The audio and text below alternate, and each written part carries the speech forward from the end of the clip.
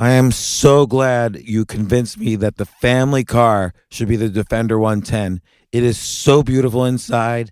It's so comfortable, and it just feels indestructible. Yes, it really is. I've been waiting a long time for the new model to come out. The Defender 110, I'm telling you, it's my favorite car of all times. It's my third one. You know, I have stories of going off-road. The guy managed the group. He was like, what are you doing in this beautiful car? I'm like, I'm going off-road. He's like, are you sure? Because you can use one of ours. And then they look like Mad Max cars. I'm like, no, we're going to do this. And he was shocked. Wow. Well, it's great because the Defender has been reimagined for 21st century adventure, and its unparalleled off-road ability, as well as its robust interior, are invaluable whether you're headed towards uncharted territory or just a weekend of exploration. The Defender 110 tackles challenging surroundings with absolute confidence. The SUV conveys strength outside and in, featuring peerless technology like an intuitive driver display and an award-winning infotainment system. That's my favorite part, to keep you connected no matter where the journey takes you. Adventure is unique to everyone, and so is the Defender. Choose from the two-door Defender 90, the four-door Defender 110, or the larger Defender 130 with the ability to seat up to 8 passengers. You'll find uncompromising performance in all three. So pack up and go even further with the Defender 110. Learn more at LandRoverUSA.com/Defender. These days, we're all investors, trying to be smart with our money despite our worst impulses. But at iShares, we believe that deep down inside of every investor is a better investor. One that's just waiting to be let out. Explore iShares ETFs and insights and let your best investor out. Visit iShares.com for more information. This isn't your average business podcast, and he's not your average host. This is the James Altucher Show on the Choose Yourself Network. Today on the James Altucher Show. I mean, you say it in the book, and I believe this strongly, that happiness is not necessarily the events that happen to you, but how you think about them later. But I find that that's easy to read and intellectually acknowledge, but when it's actually happening to you, it's like almost impossible to live by that. 18, you're homeless. 19, things start to change. What happens then? I never thought that I would become a musician. I didn't even have dreams of becoming a professional singer. It was just something I enjoyed doing. I didn't know to dream about it. The reason I went to singing when I was homeless is because I couldn't hold down other jobs because I kept getting sick so much. And it was just strictly survival.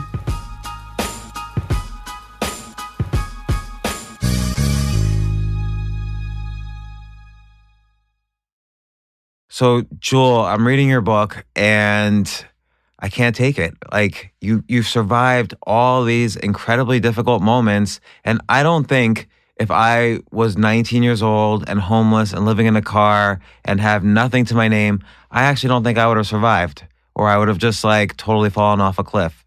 So what we're going to go into everything about your book. By the way, the book is called, sorry for being so haphazard, it's called Never Broken. Songs Are Only Half the Story. Great book. I read it. And again, 19 years old. You have so many down and out moments, actually. We're going to get to all of them. You're like, you could have called this Down and Out. My name is Jewel. But what happened at 19?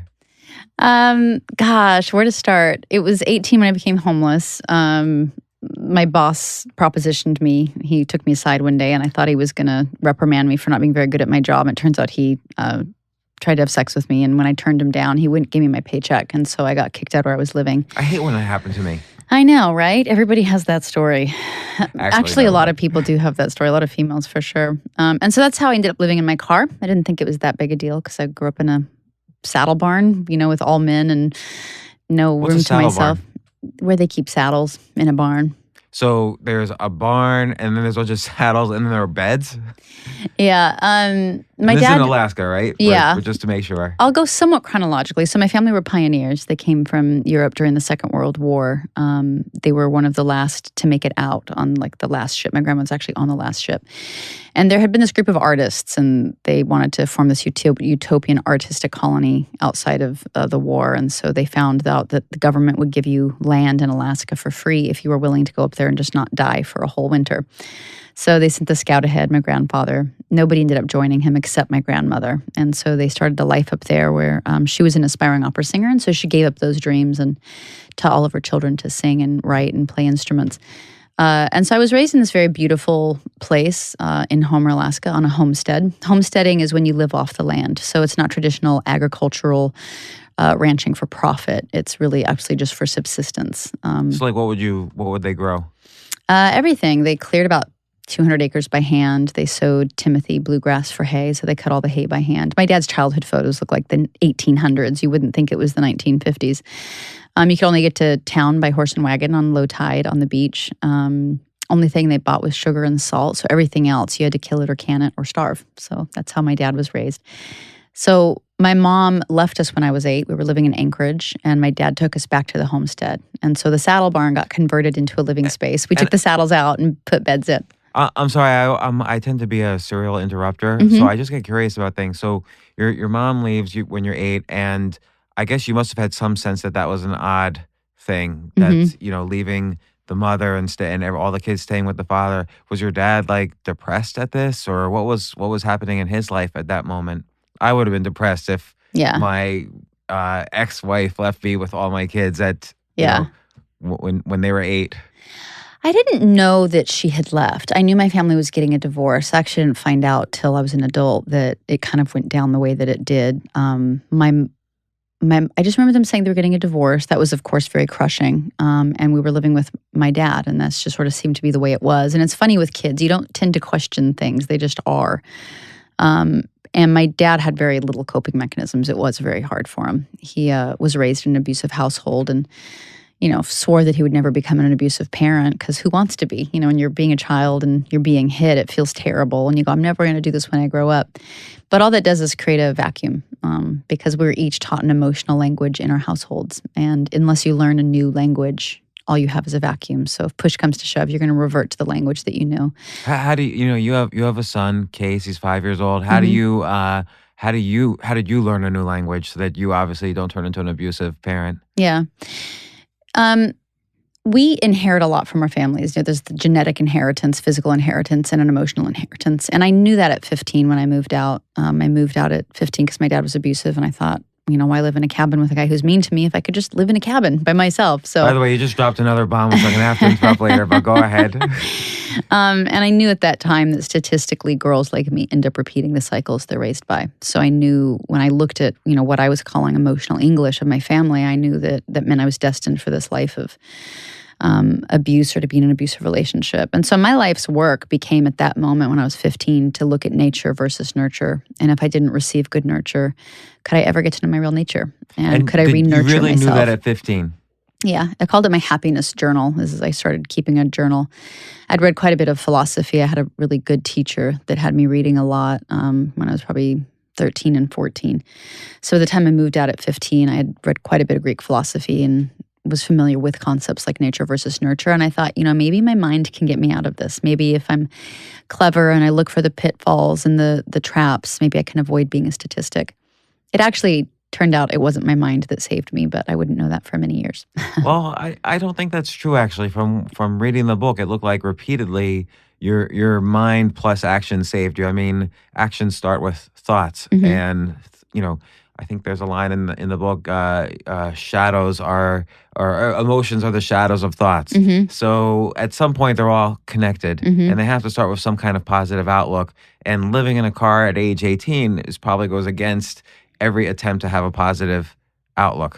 So you're 15, you go to school at an art school in Michigan, you raise the money. Oh, by the way, actually even before that, what was really amazing about your story too is you really started singing professionally at an early age. You and your dad were singing at bars all around Alaska. It sounds like such an incredible experience. Like on the surface, it's this like incredible artistic experience. Like, oh, I grew up in a homesteading, house, and we just sang all the time, and that's how I learned how to create a career as a singer and develop this talent. But then all these things happen in the middle. It was both. I had a really beautiful childhood. It was very creative at its best and abusive at its worst. It's true for a lot of people's lives. It's not all good and not all bad. But I feel like you had it at extremes because I think it was of great benefit to you to also have those thousands of hours experience, not just singing but performing in Yeah. front of adults in a bar. So you have to figure out how to keep their attention too. This must have been incredibly difficult for a young person. Yeah, I started singing on stage when I was 5. My parents did a show in hotels for tourists. The first time I ever got on stage, I got the hiccups while I was yodeling, which makes yodeling sound impossibly more ridiculous than it already sounds. This is a stupid question, but what is yodeling? Yodeling is when you go from your low register voice to your high register, and you go across that line in your voice. Do you sing at all? No. So, My daughters do. Oh, really? But Yeah. they don't yodel. Yeah, so country singers have a yodel crack often, or the Cranberries singer, that's yodeling.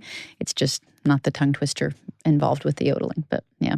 And so were you yodeling all over Alaska? I was quite the young little yodeler, yes. Excellent. I was on morning shows yodeling and things like that, advertising the show for my family. So let's say you're in a bar and you're 12 years old and everybody starts fighting, like in a bar fight, which I imagine must have happened at some point. How do you keep people's interest, or do you just get off the stage? I never saw bar fights happen a ton. It was usually like one-on-one. I never saw like a big movie scene, full bar fight breakout. But the cops would get called sometimes because somebody was overdosing or things like that, and I would go hide in the bathroom so the cops wouldn't, bust the joint for having an underage kid singing in there. Oh, you were underage kids. I know they're not allowed to drink, but you're not even allowed to sing in a bar? Yeah, you're not supposed to be in there, yeah. So 15, you move out, which is, of course, the oddest thing in the world, but we'll skip it because you went to a school for the arts in Michigan, so a couple thousand miles away. You managed to raise the money for it, and it's an incredible story that's in the book. And I really want to get to 18. You're homeless. 19, things start to change. What happens then? So after graduating high school, I went to take care of my mom. She was in San Diego and she was sick, so I went down to pay rent and help take care of her. And that's when my boss fired me for not having sex with him. And that's how I ended up living in my car. My mom moved into her car. We both thought, you know what, it'll last a couple months. I'll get a new job. I'll save up enough for a deposit on a new apartment and get back on my feet. And okay, stupid question again. Just the mechanics of sleeping in a car. Is it because you were I don't know how tall you were, like 5'2", 5'1"? 5'6". Oh, 5'6", I didn't even know. So 5'6", you can't fit in the backseat of a car. What did you do? I had a little car that had a back seat that folded down, and so I had a futon that was in the house that I was living in, and I just put the futon kind of over this folded down back seat, and it kind of worked. Okay, all right. I just needed to get a little visual. I like it. So then you start. Okay, sorry, I interrupted. Not at all. So that's how I ended up in my car, and then my mom went back to Alaska. And I ended up staying there thinking I was going to get back on my feet, but I had bad kidneys and I got sick all the time. I had a lot of stress, obviously, in my life. And I had a kidney infection and I went into the hospital to try and get treated for it, and they turned me away because I didn't have insurance. And, oh my gosh! So what would have afford... happened? I mean, is that even? I don't really know the law. Like, if you're having an infection, you're a kid, you're dying. I know. Aren't they supposed to take you? I think in the it might have room? been illegal. It was funny. I had such a bad fever at the time. I just remember being very busy in there and them shooing me, you don't have insurance, you know what I mean? And just kind of getting turned away. I'm sure if I'd advocated for myself or stood up, it was all a haze and I was so sick. And I ended up being too sick to drive anywhere else. And so I just sat in my car and was throwing up all over myself. I had blood poisoning from kidney failure. And luckily a doctor had seen me get turned away and he tapped on my window and gave me antibiotics and his business card. And he treated me for free for many, many years, actually, well into me becoming famous, he was like an angel in my life. And then, what if he had never showed up? Would you have died? I think so. That's what the urologist had said. A kidney infection is a really serious thing, and it needs serious treatment. So, yeah. And then the car I was living in got stolen, and that's how I ended up becoming homeless. And it lasted about a year, and it was one of the most transformative experiences of my life. Where did you stay then? I stayed at a variety of places. There was a little bush that I really liked that I had flowers, and I would sleep under that. I ended up borrowing money from somebody to buy another car so I could have a safe place to stay. And, I ate by going to happy hours and just having the free potatoes and chips, that they put out at bars. I never drank. And you just learn to get by, wash your hair in bathroom sinks and those types of things. All right. Well, that's a lesson on being homeless for a year. So but you were still pursuing the singing. Obviously, you had. I had never pursued it actually. I grew up singing with my dad. It was like a blue collar job. We did cover songs and he wrote some songs, but he'd given up his dreams of becoming a nationally known singer when my mom left. And it just sort of became this like blue collar gig. You do 5-hour sets in bars while people drink and eat. Nothing that sexy. I never thought that I would become a musician. I didn't even have dreams of becoming a professional singer. It was just something I enjoyed doing. But I didn't think I had a hope of, But if you becoming hadn't done famous. that, if you hadn't done that as a child, like these 5-hour sets, I don't know how many times a week from the ages of 5 to 15, do you think you would have had the performance experience to do what you were able to do later on? Absolutely not. It certainly, it's just, I didn't know to dream about it. My life didn't lead me to dreaming of like, ooh, I'm going to grow up to be a famous singer. Like that was not in my, my whole paradigm. The reason I went to singing when I was homeless is because I couldn't hold down other jobs because I kept getting sick so much. And I was like, God, I used to get paid a couple $100 a night to sing. I wonder if I could go find a gig somewhere. And it was just strictly survival. I'd begun writing my own songs and I was looking at coffee shops and no coffee shops would pay you. In fact, they wanted to charge you to play there. And so it was like, well, now what am I going to do? I finally found a coffee shop that was going out of business. And I said, hey, if I bring in customers, I get to keep all the door money and you can keep the food and beverages. And so we struck a deal and then I needed to start getting people to come seeing me. And so that's when I started passing out flyers and doing whatever I could to try and get a following. So you were like a manager, a marketing machine, a performer. You did the whole thing.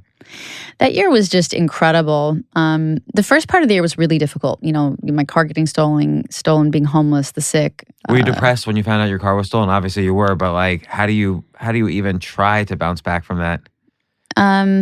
My life has brought me to my knees over and over, and resiliency is really nothing other than, the success, I'll say. Success is like just stubbornness. Like, I'm going to keep standing up. And that's really just comes down to the grittiness of saying, I'm going to keep standing up. I mean, you say it in the book, and I believe this strongly, that happiness is not necessarily the events that happen to you, but how you think about them later.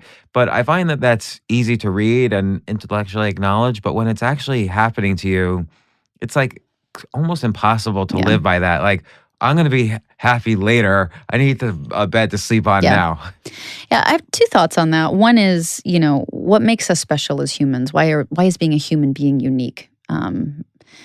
I think it's that we're able to take thoughts and dreams and put them into action and create things out of them. We build cities. We build something out of nothing. It's an incredible power of being human.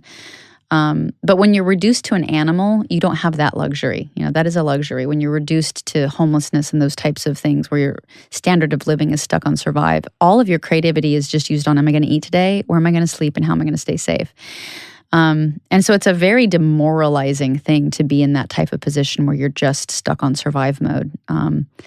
And the other thing, as I looked at that concept, if I was starting to shoplift a lot, it started with carrots, which apparently are the gateway vegetable because that's when it led to the harder stuff like imported pistachios and things. You're never going to, you know what? No one in history ever got caught shoplifting carrots because no one would ever believe that someone wants to steal a carrot. Like, that's just disgusting. Like, I would steal like a pack of Oreos or something like that, but who steals carrots? Well, somebody who's sick It's a lot. Healthy shoplifter. Watch out for her. I know. Oh, just let her go. She's the healthy shoplifting kid. But there was this one day, when there was a sundress and I coveted it. And so I went in this window and I wanted to steal it. And I caught a glimpse of myself in the mirror, like shoving this dress into my baggy jeans I was wearing. And I was like, oh shit, I'm a statistic. I didn't beat the odds. 3 short years later, I am a statistic. I'm having panic attacks. I'm agoraphobic and I'm stealing and I'm going to end up in jail or dead in short order. And then I remember this quote by Buddha that I had read, that happiness doesn't depend on who we are or what we have. It depends on what we think.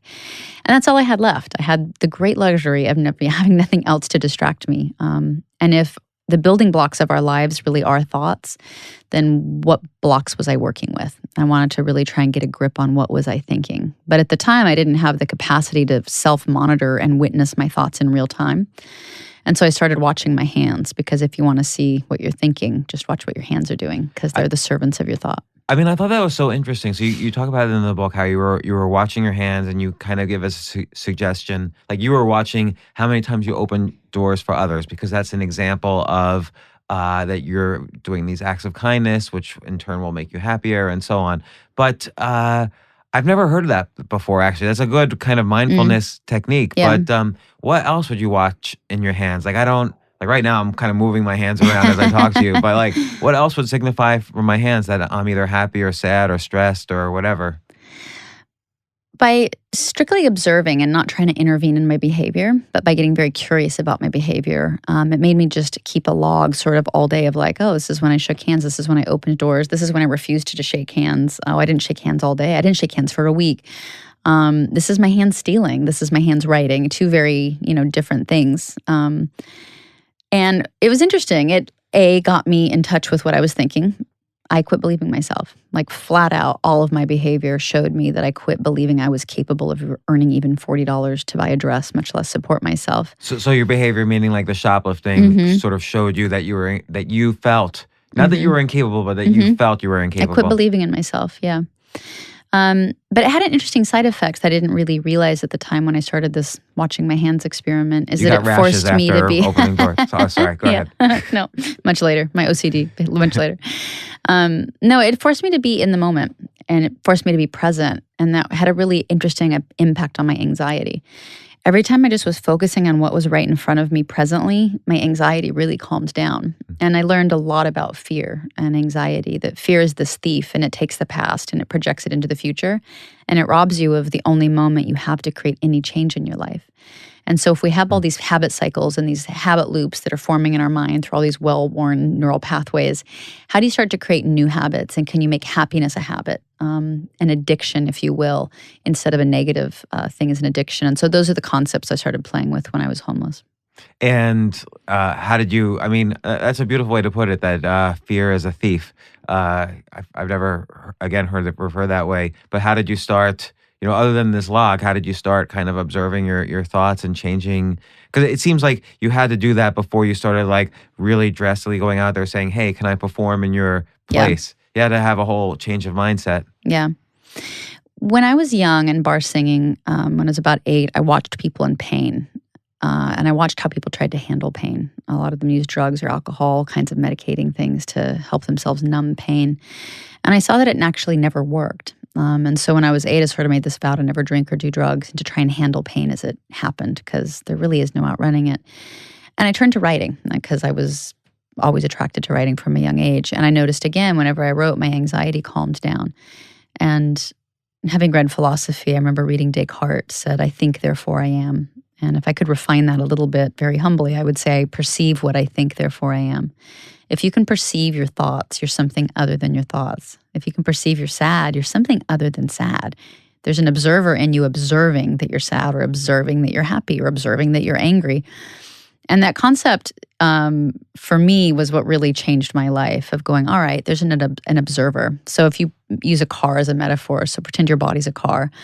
What's the driver? Your brain is not the driver. Your brain is like this amazing steering wheel. It's a tool of the car. And your observer, what I call your greater sense of intelligence, that's actually the driver. Most of us don't have a relationship with the driver or the observer because we mistakenly think we are our thoughts. And we don't curate our thoughts. We don't discipline our thoughts. We just, any thought that comes into our head, will believe it and follow it. And even if it's not based in reality. And that's how these sort of anxiety cycles really start to kick up. And I think the practice of that is extremely important, but it's extremely hard also at a low and at a high. Mm-hmm. So even a high is just as bad as a low. Yeah. So when you sold 30 million albums, you had one of the best-selling debut albums ever. When you're at that high, it's also hard to observe the thoughts and think, oh, well, this is just a hot potato, just like being, incredibly sad is. Mm-hmm. But again, our brains are very binary. And so our brains have a lot in common with sea slugs, believe it or not, because we move toward pleasure and away from pain. And we lay down memories to help us remember where pleasure is and where pain is. And so we create habit loops in our mind, where there'll be a trigger and then an action and then a reward. And so it's the same behavioral science of any animal, frankly. Dogs are trained this way. And so it's learning how to work with your brain's habit loops, and putting a positive action when you're stressed instead of a negative one. And then that becomes very addictive. And what's interesting about it is if you think about panic, anxiety, anger, do you have a tight feeling in your body or an expansive feeling? Definitely a tight feeling. Yeah. So Or if you sick. think of excitement. Or suicidal, and that's Mhm. addictive too. So when all of these things were piling on and things were horrible, as you say, is addictive. How did you avoid not getting even suicidal about it? Well, I want to make one point about what you were saying about the highs being as hard as the lows. So if you think of excitement, do you think of a contractive feeling or an expansive one? Usually expansive, because when I'm at a high, I do think that things are only going to get better, which Uh-huh. is dangerous too. Yeah. It's actually a contractive feeling. And so science has been able to prove that excitement, people confuse excitement for happiness. Excitement is actually constrictive. It's adrenaline, and it's a much more fun feeling than feeling scared, but it's still a constrictive feeling. And so you can get addicted to distraction and the need for excitement and thrill as much as any other thing, which is so interesting. Let's stop to take a quick break. We'll be right back.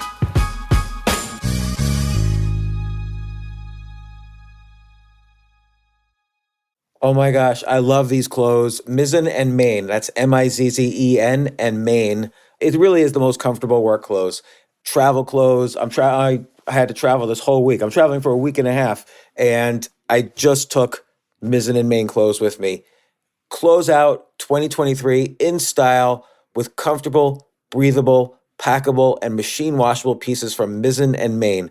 As you wrap up your year-end goals, enjoy a Mizzen and Main dress shirt that you can wear confidently. I like that they've very, very just nice, solid colors. I don't really like to get all fancy in patterns and everything, although they do have some pattern shirts, but very comfortable clothes, stretchable pants. It's just super comfortable, but they look professional, and you can wear them casually or professionally. I like some of their flannel shirts or untuck shirts. I love untuck. I never tuck in. So again, whether you're shopping for a special someone or giving yourself the gift you really want, I just buy myself gifts. Mizzen and Main is the perfect gift for any guy who works, travels, and or cares about looking and feeling great. As you could tell by my many photos across the internet, I care about looking fantastic. I'm practically a model. And let's be honest, every guy loves to look great. So again, shop now at mizzenandmain.com and save 20% when you spend $130 or more using promo code James. That's promo code James at Mizzen and Main, Mizzen and Main.com.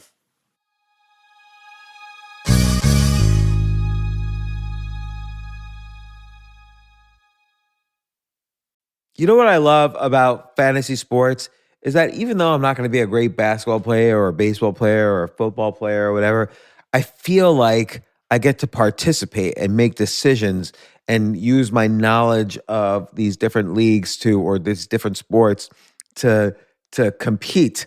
So it's like I can pick my team or I can pick my favorite players, and I could use my knowledge to make predictions and maybe even make money. So with the basketball season here, you can now pick combo projections across football and basketball from the Specials League on Prize Picks. This is a league created specifically for combo projections that include two or more players from different sports or leagues. Want to play alongside some of Prize Picks' favorite players like rapper Meek Mill and comedian Andrew Schultz, who's also been a guest on this podcast, and I've been a guest on his? You can now find community plays under the promos tab of the app to view entries for some of the biggest names in the Prize Picks community each week. Look, Prize Picks even offers a reboot policy so that your entries stay in play even if one of your players gets injured. For football and basketball games, if you have a player who exits the game in the first half and does not return in the second, that player is rebooted. Prize Picks is the only daily fantasy sports platform with an injury insurance policy. What? So I love playing it. I love anywhere where I can use analytical ability with my interests to demonstrate some skill and maybe make some money. And I like the game-like aspect. I do wish they had chess as a category on prizepicks.com, but I'll settle for what they've got. Maybe I should make my own fantasy chess league. But in any case, I love Prize Picks. Go to prizepicks.com/James. Use code James for a first deposit match up to $100. That's the easiest $100 you're ever going to make. So that's prizepicks.com/James and use code James. Daily fantasy sports made easy.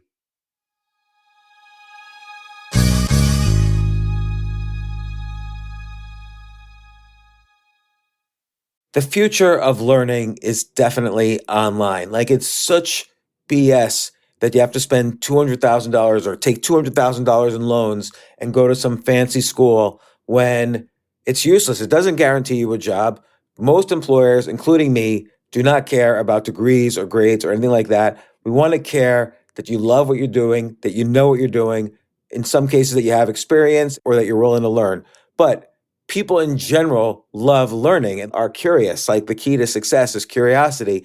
And I think masterclass.com is the perfect model for online learning. I'm really happy they're sponsoring this episode. If you're going to give a gift, give the gift of learning. Masterclass makes a meaningful gift this season for you and anyone on your list, because both of you can learn from the best to become your best, from leadership to effective communication to cooking. Let me tell you some of the classes I've taken. I've taken comedy from Steve Martin. I mean, can you believe I can take a class from Steve Martin on comedy, or Judd Apatow, my favorite comedy director? I could take an actual class from him on writing. Wolfgang Puck on cooking. Dan Brown on writing, or Judy Bloom, who's been on this podcast, on writing. By the way, Wolfgang Puck also has been on this podcast. It's such a pleasure. I try to take classes all the time from masterclass.com. And whether you're watching Masterclass on TV or listening in audio mode in the app or on their site, the quality speaks for itself. It's like these Masterclass instructors are your own personal mentors that are going to help you reach the next level. How much would it cost to take one-on-one classes on comedy from Steve Martin or on chess from Gary Kasparov? You just wouldn't be able to do it. But it would cost hundreds of thousands of dollars. With a Masterclass annual membership, it's $10 a month. Memberships start at $120 a year for unlimited access to one-on-one classes with all 180 plus Masterclass instructors. So it's not just $120 for one instructor. You get all 180 plus Masterclass instructors. Boost your confidence and find practical takeaways you can apply to your life and at work. And if you own a business or are a team leader, use Masterclass to empower and create future-ready employees and leaders. That's the real education in today's world. So this holiday season, you can give one annual membership and get one free at masterclass.com/JAS. JAS, of course, stands for the James Altucher Show. So right now you can get two memberships for the price of one at masterclass.com/JAS. Masterclass.com/JAS. Offer terms apply.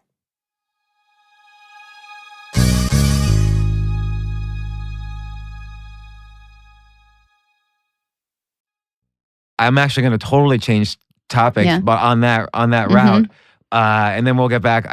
We still have to get back to the original thing, which is when you were 19. But in the middle of the book, you talk about you're talking with Neil Young, which is an odd thing to say to somebody. Jewel, we're talking to Neil Young and having a conversation, and he says, "Don't ever write for radio, like meaning don't write for the hopes of a wide popular audience liking your stuff." Is in some sense what he's saying. And yet, this is related to what you were saying.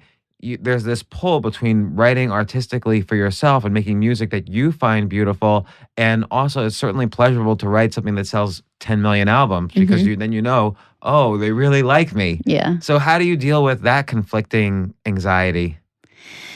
I was very lucky on my first album. I almost didn't sign my record deal, and I turned down $1 million signing bonus because I was scared when of you were fame. living in When I was homeless, yeah. Because I read a book and realized you owe that money back. And so I was going to make a folk record at the height of grunge. I didn't think my record would sell very well. I know I was going to make a very honest record that was counterintuitive to what was happening in culture. And if I worked very hard, maybe I could get a career out of it.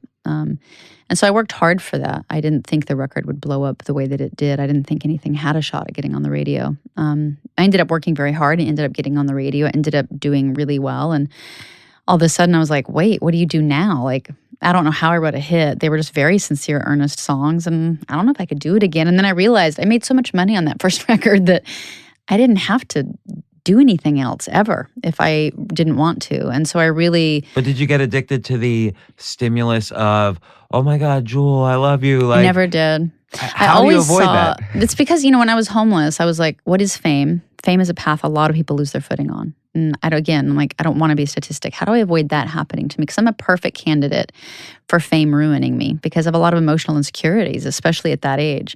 And so I don't think fame changes you. It exaggerates. It just puts fuel on whatever little fire you have smoldering. So if you're insecure, you're going to get more insecure, not less. If you're an egomaniac, you're going to become a bigger egomaniac. You're not less of one. And so being aware of that, I tried to set up my career in a very specific way where I led with my flaws. What do you mean you led with your flaws? I never tried to use art as propaganda to make myself seem more perfect than I was because I never wanted to be put on a pedestal, only to be knocked off of a pedestal when I never wanted to be on a pedestal in the first place. So I kept taking myself off of any pedestal by leading with, these are my downfalls and these are my dreams. I'm a real human. And that gave me room to grow and change and adapt in real time. And it also allowed me to sort of have this dialogue with my fans online and through the internet of talking about, if we have holes inside of us, you can't fill them from the outside. If you have an internal hole and you try and fill it from the outside, your hole's going to get deeper. It's actually not going to fill up. The only people that can create happiness, it's internal. It's an internal process. It isn't an external one. So you'll be very miserable if you're looking for approval by trying to validate it through fame or through applause. It'll make you a very unhappy person. And you'll be addicted to having to stay famous. And that to me is like hell. Like I would never want to do it. And yet, let's say you put out a record, particularly during these, early times, and not that many people liked it or didn't get good reviews, or your fans were like, we're not going to do 10,000 likes on this. We're only going to do like 12 likes on this.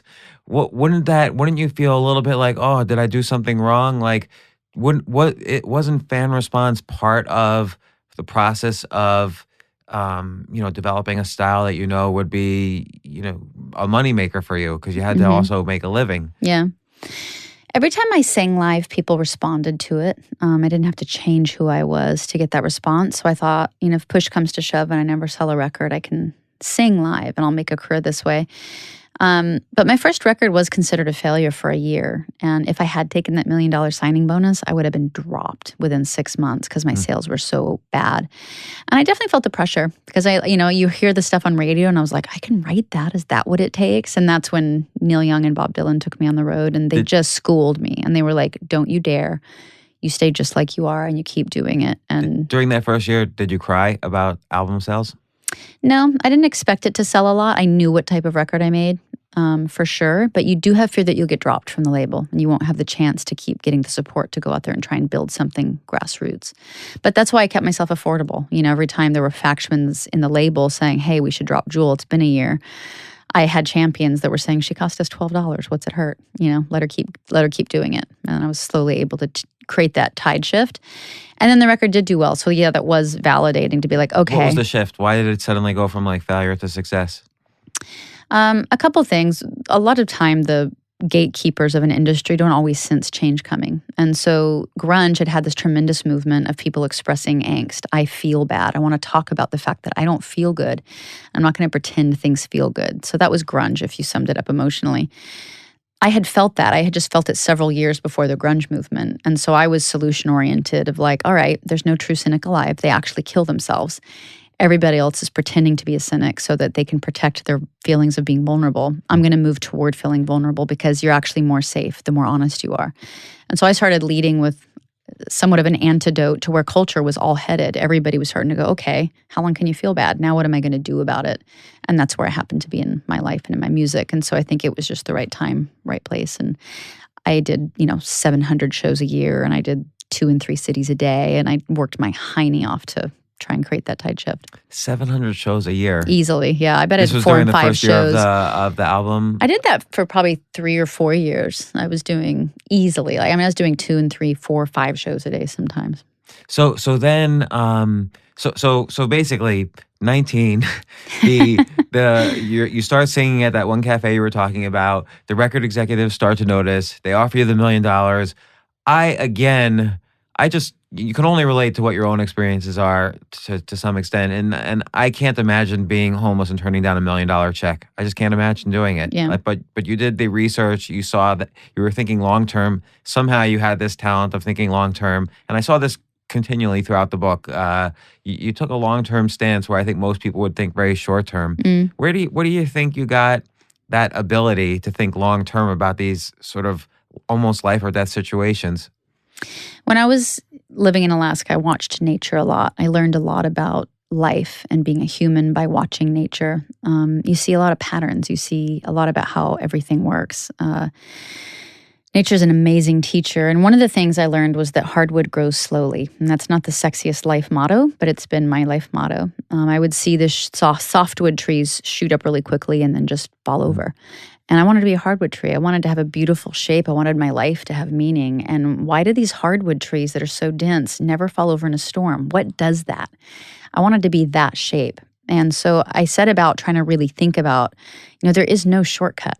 Shortcuts lead to softwood trees that fall over quickly. So it helped me in every aspect of my life, from how I was thinking about my career. So when I got signed, I go, all right, Joel, why are you doing this? Do you want to be famous? Do you want to be rich? Do you want to be an artist? Like, what's your goal?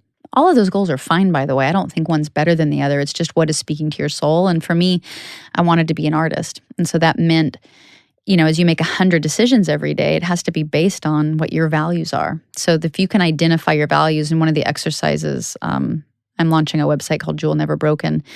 And so I share a lot of the tools and exercises that helped me in these times of my life of like hardwood grows slowly and identifying your values. So that becomes your compass. And every day that you make decisions, make sure decisions are in line with those values and those goals. And you're going to end up where you want to end up.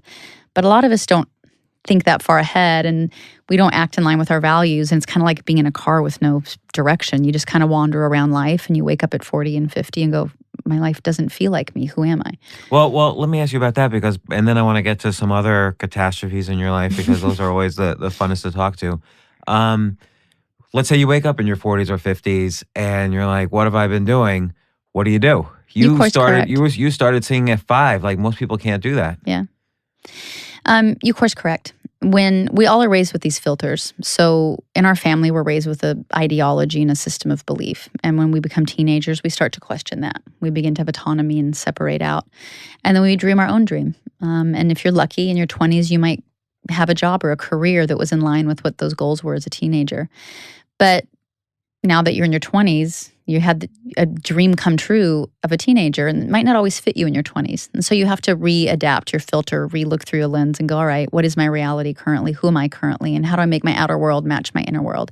And you make some shifts. You make some decisions about love, about the friends you surround yourself in, about maybe changing your career, getting more serious about whatever.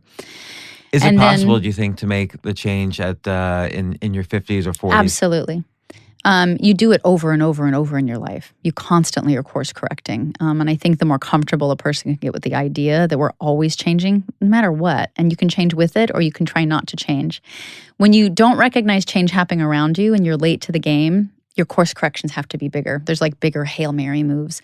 That happened to me during my divorce. I realized, oh my gosh, I'm not the woman I want my son to know. And I had to make some really big course corrections. In what way weren't you the woman you wanted your son to know? I was in a situation just within myself where parts of me had become domesticated that shouldn't have. I needed some of the wildness in my heart to come back out and to be able to express itself. I had become very muted and very tamed and very small from a lot of the damage and trauma of my life. And I didn't realize it happened, but it did. And all of a sudden, when I looked at my son, I was like, I saw it all. But I sort of see that. So we're kind of skipping different pieces, and I know you have a time constraint, but I do want to mention when there was a period you were making so much money, your mom was managing your money, you lost all your money, you went broke. So again, you went from homeless to riches to totally broke and millions and in debt. Yeah. You fired your mom. You haven't spoken to her since, I guess, 2003. She did, again, I encourage people to read the book. The story is fascinating. But again, you had to reinvent yourself and find this kind of inner strength to keep going and to make back your wealth and bring back your art and so on. Maybe kind of the intensity of that led to this relationship where you started to get more and more muted because you felt safe there. Yeah. Realizing the truth about my mom and I's relationship was a really difficult time in my life. It literally felt like my mind was made out of glass and somebody had just shattered it into a million pieces. And then I was looking in the mirror one day and I was like, oh, what if I'm looking at this problem wrong? What if it's not that I'm broken? What if there's part of me that exists whole at all times? And I just have to do a very loving archaeological dig back to my whole self. And so getting rid of all the things. How do you do an archaeological dig? played a game called Self and Other. It's an exercise I'll be offering on my website, where anything that made me feel anxious were usually thoughts that didn't belong to me. It was lies my brain was telling me. Anything that made me feel calm and expansive, I was like, that's me. That's who I am in my real nature before the trauma and the abuse and the heartache and the betrayal and all these things. And I was able to find my way back to that. And I didn't have therapists at the time. I didn't trust anybody to have any kind of, say over my brain. And that's why I really built the website, is because happiness is for everybody. You don't have to have the right therapist or the right car or the right house or even have a house. It really has to do with our thoughts. Buddha was right, I guess. Well, so you realize at some point your mom was grossly mismanaging your money and your career and a lot of things. You had this break with her. Do you think it's ever possible, like, just as you kind of rebuilt your relationship with your father after, you had this intense childhood that was abusive in various ways, but now you've rebuilt this beautiful relationship with your father. Do you think you'll ever talk to your mom again? I mean, I would never say never. The reason my dad and I have a relationship is because my dad's really earned it. He did a lot of the work that it takes to. I forgave him instantly, and I was right there in step with my mom. I look at myself as culpable, frankly. But the difference for me, and I forgave my mom instantly as well. I think that, forgiveness is the last way to free yourself. It's a gift you give yourself. It's not for somebody else. But the difference for me and my mom and my dad is my dad did the work it took to change his behaviors. So to earn back a relationship actually takes new interactions, new behavior changes, and working on yourself. So forgiveness is a gift you give yourself, but the other side, just because you forgive them doesn't necessarily mean they're going to have a relationship with you again. No, forgiving doesn't mean condoning. Forgiving doesn't mean you get a relationship, granted to you. It just means you quit holding that heaviness in your heart. You let it go. You forgive and you feel love. And so after this moment when you kind of took charge of your career again, did you have faith that, okay, I'm just going to make a bunch more albums and I'm so great that everyone's going to buy them and I'm going to, rebuild again? No, I've never had hubris and I've never been arrogant. I've never felt entitled. And not only that, you switched genres. You went to... I did. It happened at a risky time. Yeah. I went into the pop world thinking I was completely safe. I didn't know that I was broke at the time, So I was like, I get to take any risk I want. Like, it doesn't matter if it fails. It doesn't matter if it succeeds. I'm going to do what Bob Dylan told me and follow my muse. Meanwhile, I was like, once I found out, at the height, like right when I dropped this pop record, which was a very risky thing to do, I found out, oh my God, I actually do need the money. Wow, I hope this works. But I don't believe in letting fear rule my life. Like, it's just not what I'm going to let happen. All I can do is show up and really commit myself and work hard. And so that's what I did. And luckily, it really worked out. But talk about stressful. Well, what if it hadn't worked stressful. out? Like, how would you have dealt with the stress? And you owed like millions of dollars. Yeah. I always figure things out, but that's the thing, is if you let yourself get obsessed about the future that hasn't happened yet, you can't show up right now to do a thing about it. So learning to mitigate my stress, keeping up my mindfulness and my meditation, staying very focused on what step can I do today is the type of thing that got me out of jam after jam. What's the next reinvention for you? It's funny. I don't see them as reinventions as much as becoming more myself with time. I think grace is a refinement of a soul through time, and I'm just getting better at making my outer world match my inner world. It's a journey and learning and growing and pushing myself and pushing the edges of who I am, the edges of the definitions of who I perceive myself to be is the best creative project. It's better than any song. And, we've been talking a lot about almost sort of self-help or personal improvement type themes. And now you're starting that site, jewelneverbroken.com. This book, Never Broken. Songs are only half the story. This has come out and it has, again, that personal improvement type of style. And you talk a lot about kind of the development of your musical style and how you go about it. And I definitely encourage people to read it for that as well. But again, it's a beautiful book. I encourage people to buy the book, to visit the website. Jewel, thanks so much for coming on the show. Thank you. We covered a lot of ground. I'm going to give you another Grammy for a great book and podcast and all around music. And I really appreciate it. Thanks for having me. Thank you. For more from James, check out The James Altucher Show on the Choose Yourself Network at jamesaltucher.com and get yourself on the free Insiders list today.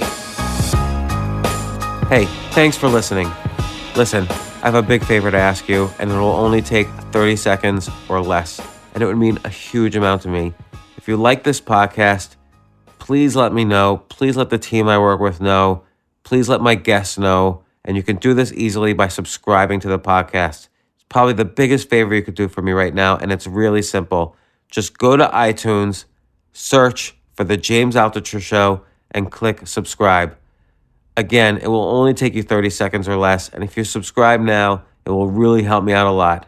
Thanks again. AI might be the most important new computer technology ever. It's storming every industry, and literally billions of dollars are being invested. So buckle up. The problem is that AI needs a lot of speed and processing power, so how do you compete without costs spiraling out of control? It's time to upgrade to the next generation of the cloud, Oracle Cloud Infrastructure, or OCI. OCI is a single platform for your infrastructure, database, application development, and AI needs.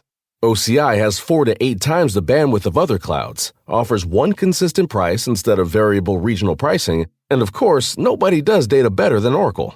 So now you can train your AI models at twice the speed and less than half the cost of other clouds. If you want to do more and spend less, like Uber, 8x8, and Databricks Mosaic, take a free test drive of OCI at oracle.com/advance. That's oracle.com/advance. oracle.com/advance.